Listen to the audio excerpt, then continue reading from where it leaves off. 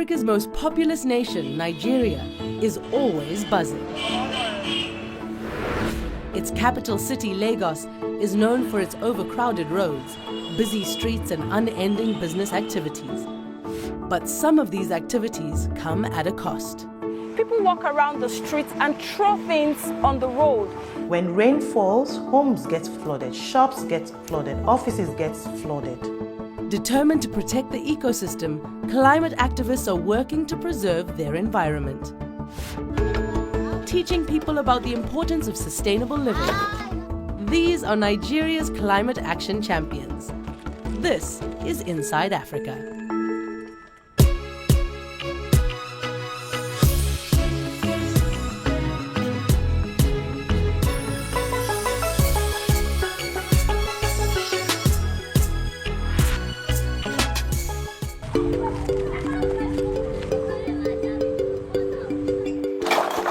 You see trash, I see treasure.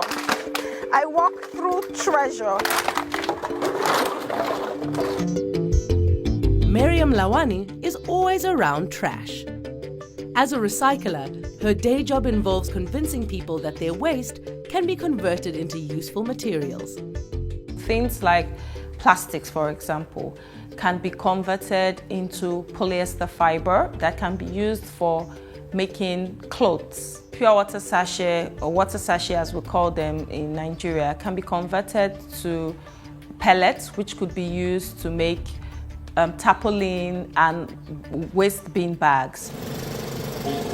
The climate activist encourages low-income communities in Lagos to sign up with her company, Green Hill Recycling, to have their trash collected and sorted.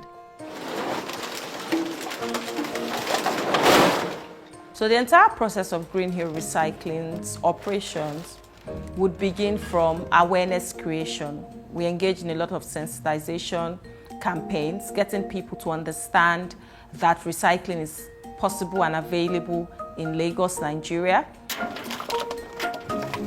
Plastic bottles, styrofoam and empty cans rank high on the collection list. So this is our collection and sorting hub. When we pick up these materials from the doorsteps of our subscribers, we bring them in here where they're sorted by type, by color. The caps are taken off and the labels removed as well. And then they are weighed. Afterwards, they get into the compressing machine where they're compressed to reduce the bulk and make it easy for them to be transported out. After compressing the materials, we then sell them off to other recycling companies higher in the value chain. They are the ones who are the end users and produce a new material from these waste materials that we have collected. A big believer in impacting the lives of others, Miriam designed Green Hill Recycling to be an organization that gives back. And a certain percentage from these materials that we sell off are then given out as incentives in the form of different items, foodstuff, in the form of household equipment, electronics, or even to pay the school fees of the children of these people that we collect these items from in these communities. Since launching the company in 2017, the entire process appears easy. Voila! Welcome to the garage where we started from. But Miriam says it hasn't always been straightforward. Starting up, I had limited resource, but we had to do something. So I started up from the garage of my house. We cleared out the place, started speaking to people on the streets. We used to be in this little tiny space, but over the years, we outgrew it and moved on to a larger space. The urgency to set up in her garage was accelerated by one thing: an overwhelming amount of trash in the drainage gutters of the street she lived on. Okay, so it was very difficult to move around, whether you're driving or by foot. There would be a lot of plastics and certain other materials like styrofoam, water sachet out on the streets. Aside the ugly aesthetics, it made it very difficult, to walk around. this right here is where I used to have several nightmares just getting to and back from work because my car would always have an issue. You see cars have to slow down, literally about to stop just to go through this spot. How did we get to this point? The drainages overflow themselves and begin to erode the road. No matter how many times this place has been fixed, it continues like this. So I then started to ask questions like, why does this always happen? Why would there always be plastics on the street? She found that limiting the amount of waste we produce as humans in turn reduces the amount of greenhouse gas emissions that affect the Earth's climate. Now, nearly 4 years later, Miriam is finding new methods to improve Green Hill recycling. I got a full scholarship to study at the African Leadership University in Kigali, Rwanda. She's learning fresh ways to manage her business better. The MBA came at a fantastic point where I needed to learn more about putting structure to the framework of Green Hill and learning more about running Green Hill Recycling as a business. With subscribers registered to Green Hill Recycling, Miriam says her plan is working. Recycling is like magic. People are like, wow. They're blown away when they see some of the things that, produced from these seemingly waste products. So I love the heat, I love the sun, I love walking on the streets, going on the street, talking to people, and I love the feedback at the end of the day.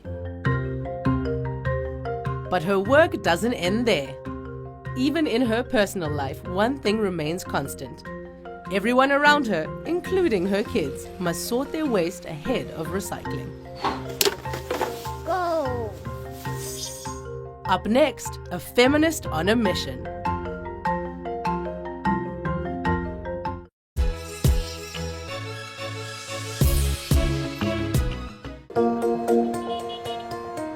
Studies show that women and girls are disproportionately impacted by climate change. The majority of the world's poor are women, making them more vulnerable to environmental changes like flood, drought, and extreme temperatures. This data was the catalyst for self-proclaimed Nigerian eco-feminist Jennifer Uchendu to start her sustainability social enterprise, Susty Vibes. To be an eco-feminist means to advocate for the environment, environmental protection, but also for women's protection against oppression. Using a bold and impressive logo, Susty Vibes sought to weave together the idea of womanhood and the environment. We incorporate ecofeminism into Susty Vibes from our branding, starting from our logo, our messaging, trying to get people to say that you can't talk about the environment without talking about women's rights and women's issues. In 2016, the social enterprise started as a blog promoting environmental awareness and gender equality. But Jennifer soon realized that it could be much more. I would just write a blog about youth-friendly tips on sustainability, eco-friendliness for Nigerian youths, and I found out that we had a lot of readers. More of these readers wanted to connect, meet themselves, and Susty Vibes was born. By organizing training sessions on how to photograph the environment and Susty parties that featured movies and poetry about climate change, she was able to capture the hearts of young Nigerians. It was essential for us to teach sustainability using pop culture, music, dance, and all of that, because that's what the average Nigerian youth is interested in. And not just that, it was very intentional because we want to make sustainability relatable. But last year, when the world unexpectedly came to a stop, Jennifer and her team had to put a pause on a significant number of their activities. Now, with restrictions on public gatherings, the organization is taking its advocacy online. Okay, hi guys, good morning. How's everyone today? Today, Jennifer's team of writers are meeting virtually to discuss an article on sustainable housing ahead of publication. A big believer in walking the talk, Jennifer goes the extra mile to protect the environment, including having a sustainability-themed wedding. When we're planning our wedding, it was a lot of not wasting money and reusing things, finding out people in my network and local suppliers and vendors we could work with, using greenery as part of our decoration so that we can reduce waste. The ceremony had a lot of plants and a recycling station where guests could sort out their plastic waste. The eco-feminist points to her mentor, Ijeoma Ngwagu, a sustainability expert, as one of the main reasons she is so passionate about preserving the environment. She's sort of like an expert with sustainability when it comes to education and strategy with organization. For me, it's that balance with family life and doing sustainability work that I admire about her. The two women met at a sustainability conference in Lagos some years ago, and their relationship caught on fast. Just thinking about Susty Vibes, I remember seeing your face in key conversations around sustainability or different forums. Even though the pandemic has slowed down Jennifer's plans, she remains grounded in the work Susty Vibes has done so far.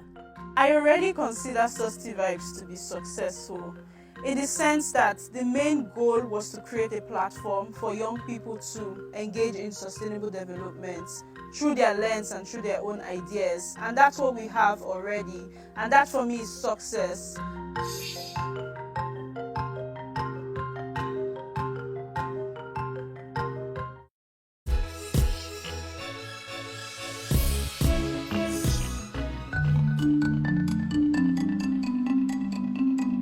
So I started paying very close attention to the climate in the early 2000s, probably 2006 to be precise, and that was when I won the first ever Miss Environment Nigeria. Temitope Okunu has been teaching people about the importance of preserving the environment for over a decade.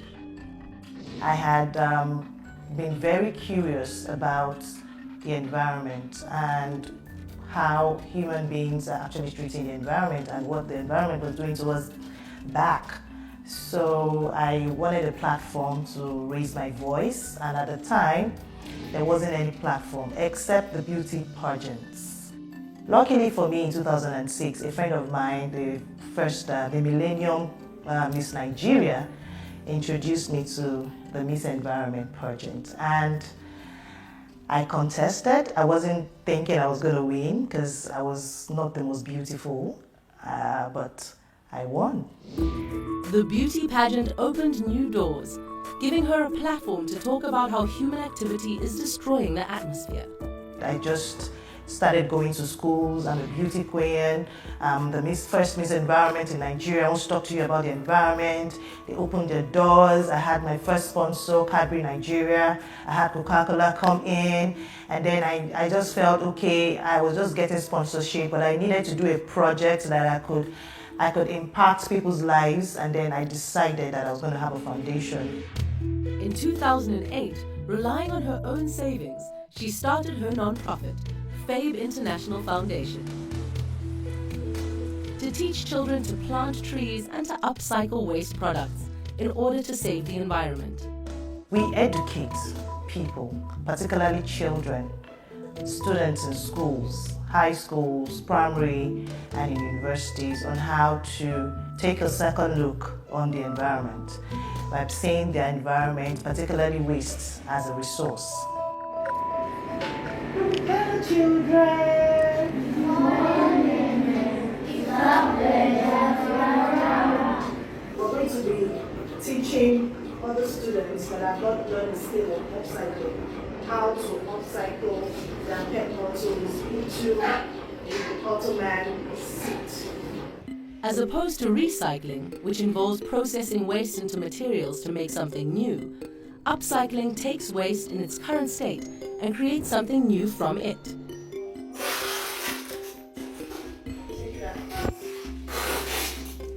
Temitope says she's taught hundreds of children to make tables, chairs, and ottoman seats using waste. Go and give Mrs. Allison. Okay, now where can we do it? Go and give it to show your parents as you're going that is what you made. But it's not just about kids.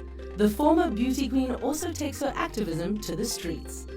We clean up a particular community, And we don't just leave them dry. So what I mean is that when we clean up, we take the extra step to enlighten them on how the cleanup materials can be converted into wealth for them. So these communities that we visit are usually very low income communities in Nigeria.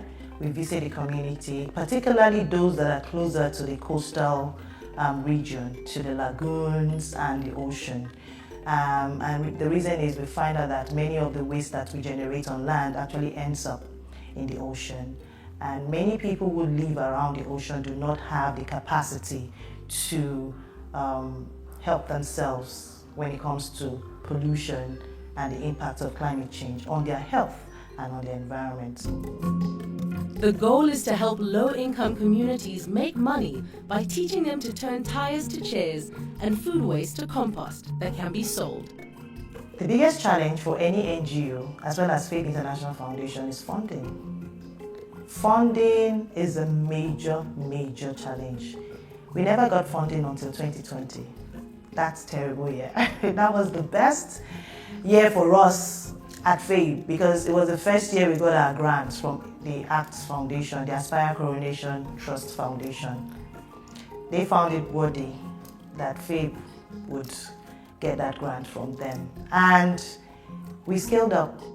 Tena, would you like to tell us what you have here? For more than 10 years, she's remained motivated by the same dream of teaching people to care about the environment. What I love most about my job is the fact that it keeps me thinking. I'm always thinking about what's the next solution. And I love it when I come up with unique solutions, to the problems caused by the impacts of climate change. So that's the most interesting part of what I do. And as a result of her work, many young climate action enthusiasts look to Temitope as a mentor. And one of them was Rhoda Olaoye. Sustainable farmer Rhoda Olaoye met Temitope at a sustainability conference in 2017. Now Faith International Foundation's project lead, Rhoda credits Temitope for tutoring her on the different ways to promote environmental awareness in Nigeria. My meeting with her has been a very inspiring one because she has really embedded a lot of knowledge in me, from upcycling to recycling to composting to gardening to tree planting, advocacy in particular. Anytime we have projects, Rhoda is number one there. Mom, what should I do? What can I do? I'm good at this. And that's what mentoring does actually. Mentoring doesn't take skill away from you. It adds to you, brings people your way, and makes the work even easier. So that's it for me.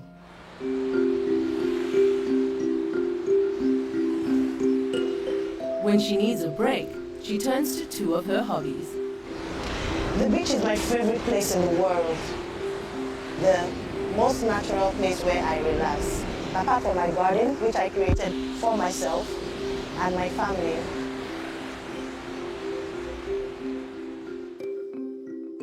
As you can see here, I have disposable cups and egg trays.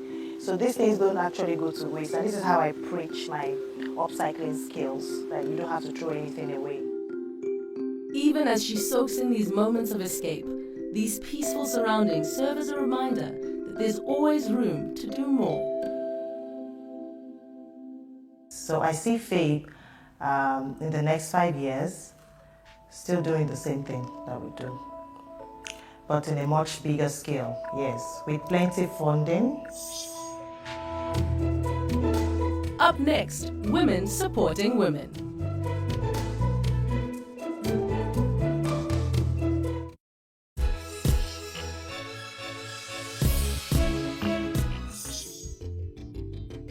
Jennifer Uchendu, founder of Activism, a sustainability social enterprise.